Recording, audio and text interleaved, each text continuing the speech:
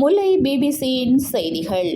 திட்டமிட்ட குற்றவாளியான சஞ்சீவகுமார சமரரத்ன எனப்படும் கனேமுல்ல சஞ்சீவ சுட்டுக் கொல்லப்பட்ட சம்பவத்தின் முக்கிய சந்தேக நபரான பெண்ணை கைது செய்வதற்கு சரியான தகவல்களை வழங்குபவர்களுக்கு 1.2 மில்லியன் ரூபாய் ரொக்க பரிசு வழங்கப்படும் என்று போலீஸ் தலைமையகம் தெரிவித்துள்ளது.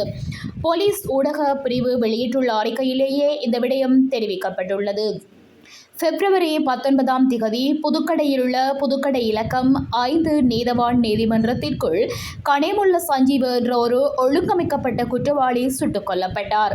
இந்த துப்பாக்கிச் சூட்டை நடாத்திய துப்பாக்கிதாரி உதவிய மற்றும் உடந்தையாக இருந்த முக்கிய சந்தேக நபர் இசாரா செவ்வந்தி என்ற 25 வயதினை உடைய பெண் ஆவார்.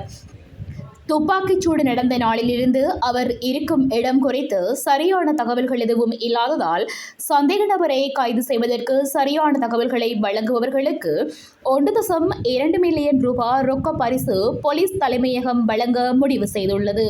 தகவல்களை வழங்கக்கூடிய தொலைபேசி எண்கள்: கொழும்பு குற்றப்பிரிவு பணிப்பாளர் 0715911727, கொழும்பு குற்றப்பிரிவு OIC 0785911735. தகவல்களை வழங்குபவர்களின் இரகசியத்தன்மையை பாதுகாக்க இலங்கை போலீஸ் நடவடிக்கை எடுக்கும் என்று தெரிவிக்கப்பட்டுள்ளது. இந்த கொலை சம்பவம் தொடர்பில் கொழும்பு குற்றப்பிரிவு விசாரணைகளை மேற்கொண்டு வருகின்றது.